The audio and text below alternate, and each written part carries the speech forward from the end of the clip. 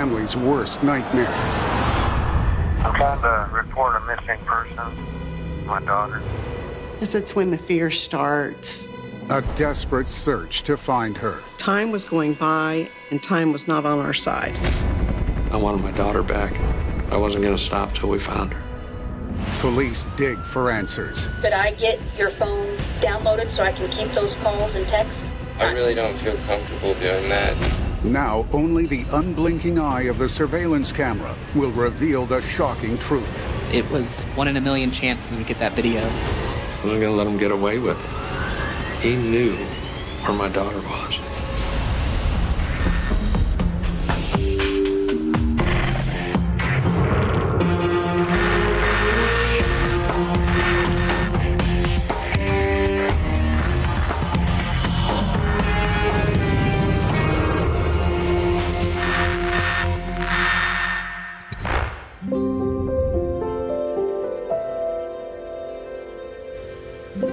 It's Labor Day weekend, and 23-year-old Christina Morris is looking forward to a night out. Yes. Christina was a social butterfly. Getting ready with her was always an event. She would try on hundreds of outfits till she finally found the perfect one. Her boyfriend, Hunter Foster, is used to this ritual. They lived in an apartment together. They went to school together. They knew each other for close to 10 years, if not more. A year earlier, the couple moved to Fort Worth, where Christina works for a dating website. She called me up and told me they were going to let her start taking pictures of the clients, so using her skills in photography, and that made her real happy. She was doing everything that she'd strived for her entire life. She was on her way to much, much bigger things. But not everything in Christina's life is going to plan. Tonight, she is leaving town to spend the weekend with friends. Before she sets off, she calls her friend, Taylor. Hey, it's me. Yeah, sorry you can't come tonight. Next time, though, for sure, right? She called me that night because she wasn't sure about her relationship with Hunter. She knew something wasn't right. Yeah, you're probably right. Anyways, we're just gonna do our own thing tonight. She was very, very excited to go out and party and see everybody.